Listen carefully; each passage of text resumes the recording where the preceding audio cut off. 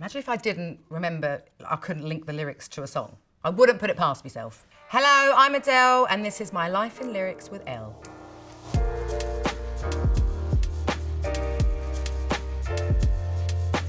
I think my lyrics have probably changed a bit over time in terms of my vocabulary growing. Considering that I started out when I was 19, definitely read loads more books and stuff like that since then. So I think my imagination has grown and therefore my lyrics have progressed. But you know, they're always still about the same thing, me, and seemingly my failed relationships, which is crazy because I actually don't feel like that, but yeah.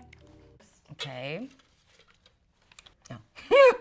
Go easy on me, baby. I was still a child, didn't get the chance to feel the world around me. I had no time to choose what I chose to do, so go easy on me.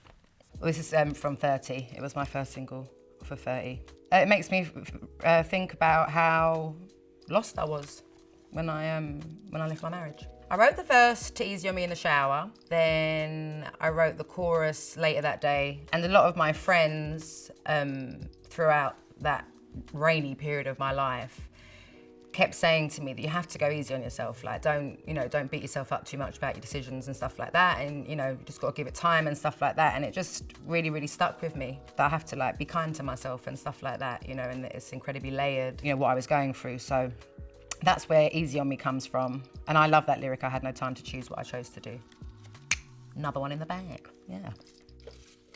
Okay. Ah, hello from the outside, at least I can say that I've tried to tell you I'm sorry for breaking your heart, but it don't matter. It clearly doesn't tear you apart anymore. That's from Hello, which is from 25. Well, the thing with Hello is that when me and Greg wrote that, we wrote it in London, and I had a different chorus for it wasn't called Hello, it didn't have a name at the time. I had a different chorus, and it weren't right. It wasn't like as good as the verse and stuff like that. So we had a break from it, and I think I asked him to send me the song with the chorus as only an instrumental without the other chorus that we had in there. And I just started singing along to it, so it would have been at home. Would have been either in my kitchen or in my garden in London. I hadn't long had a baby when I wrote Hello, and it was also on the 25 album, which was following 21, which just blew up and grew some legs and became its whole other thing, it was massive. And so I guess I was a little bit of a stranger to myself in the way that my life had changed because of my career, but also becoming a mum. My life had completely changed with that. I missed my friends, and I missed my, my life before being a mum, before being famous, all of those things. And I feel like when you have a kid, it brings up a lot to do with your own parents, because you're trying to be a parent and stuff like that. So it was very much inspired by that, and it was about my younger self. It was my older self talking to my younger self, like, who am I, I remember it very clearly. I don't feel like this at all anymore, which is a relief. I'm proud of that song. It's a good song. If I tell the world, I'll never say enough, because it was not said to you, and that's exactly what I need to do if I end up with you. Chasing Pavements from 19. I do remember that on 19, I always use the word cuz. It's so lazy. One time, I was in the studio with Sia, and I kept being like cuz or but and she's like, we don't do those words. We don't do those words. We don't use words like that. Like, it's just like lazy. But clearly I'm lazy. This was, it was my first like proper single from my first album. And it was a song that may never have been written because I wrote this song with Egg White in London. I think I was doing like 3 or 4 days in the studio with him, and I'd left my guitar because I was going out that night, and I went back to pick it up, and he had these great chords and a beautiful like sample of strings and stuff like that, and it ended up being written in a day, and then he sent it straight to ELLE, my record company, and that's the start of my career, really. They were all very excited about it, having a radio hit. In America, everyone thinks I'm saying chasing pavements, which is lols. And you also don't know what a pavement is. We don't use it for the same thing, but yeah. Chasing Pavements, I slapped my boyfriend and was running down Tottenham Court Road in London to make sure I didn't get in trouble, and then no one was chasing after me, and I was like, you're chasing pavements, it's going nowhere. Oh, I love this lyric. Take me by the hand while we do what lovers do. It matters how this ends, because what if I never love again? It's so dramatic. All I Ask from 25. It's one of my favourite songs. I wrote this song with Bruno Mars, and it was the best ever time of my life in the studio with him. He didn't like the lyric, why we do what lovers do. But he also didn't like the lyric in the song, like, I'm so hot I make a dragon want to retire. Like, he didn't like that lyric much anyway, of his own song. But I loved it because I find it fascinating with relationships and people that are in love, how sometimes they can end up hating each other so much when actually they loved each other so much at some point. I find it really sad. And that whole closure thing that some people need, which I've never really actually needed, but it was, you want to go out on a good note. You want to go out have a good memory and not an argument and not a fight. So it's absolutely about having sex and then never seeing each other again. Woo! I've actually never done that. Off is what I say. Bruno made me do about 50 million takes of that song. Normally everyone's like, that was great, that's fine, that's all you got to do, but he made me do so many. Oh, here we go. Never mind, I'll find someone like you. I wish nothing but the best for you. Don't forget me, I beg. I remember you said, sometimes it lasts in love, but sometimes it hurts instead. Someone Like You on the 21 album. I wrote Someone Like You on the guitar.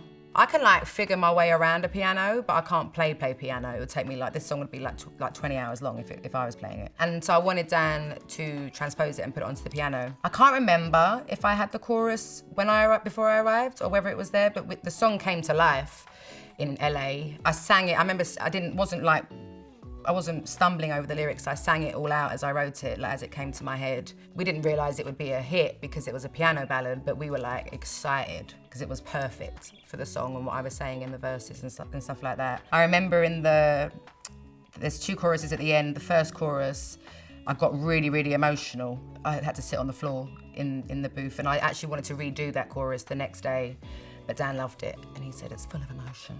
So we kept it. But there's so much grace and forgiveness in these lyrics, which was very important for me in that relationship that 21 is about. I guess what inspired this lyric was similar to what I said earlier about how you can go from loving someone to really hating them and despising them. And I never felt like that, really. I know it probably seems like I did with that 21 album, but actually it wasn't. I had the best time for a couple of years. And I was really grateful that we'd come into each other's lives, and I was just sad that we couldn't really be friends anymore, because that was why we were together, because we got on so well. I could definitely write a lyric like this at this point in my life of being more mature and things like that if anything weren't to last. So I relate to it. This song makes me think of when my life changed forever, because I think it was this song. I don't think it was Rolling in the Deep. I think it was Someone Like You that really, really carried the 21 album. All right, my last one. I feel like my life is flashing by and all I can do is watch and cry. I miss the air, I miss my friends, I miss my mother, I miss it when life was a party to be thrown, but that was a million years ago. That's a million years ago from 30. No, that's a lie, it's from 25. Ha! It was one of the last songs I wrote for the album, I think. I'd come to LA for like a month with my son, just to see like if a change of location and different people and stuff like that I would be working with would add anything to the album. And I was like, the album's already done. But actually I came and wrote When We Were Young and a million years ago. I miss the areas, I'm not really outside very often. Like, it's not that I can't go and do whatever I want whenever I want, but it's a bit of an operation for me to do it. So sometimes I can't be asked, so I just don't really go and do anything. And I definitely did find out on 25 that I had a vitamin D sufficiency. Because I didn't go outside. I wouldn't be surprised if I missed the air was stemmed from that. It's probably not as deep as it sounds. You know, and being away a lot, working, and also just having my son, I felt like I wasn't being invited to my friends' things because it would always be, no, I can't, I haven't got a babysitter and stuff like that. And then in the end, they just stop inviting you because you always say no anyway. And I miss my mum I wasn't a child anymore. I had my own child that I had to look after. And, you know, a million years ago I feel like we all use that expression of, oh, that was a million years ago. Like, you know, it's 100 years ago. And it's just very conversational, really. And I definitely did feel like my life was flashing by and all I could do was watch and cry. I did feel like that. I definitely feel like my life is still flashing by. I'm having the time of my life. And the older I get, the more and more I love myself and I'm enjoying my life. So, yeah. Thank you so much for watching My Life in Lyrics. And for more videos like this, subscribe to ELLE.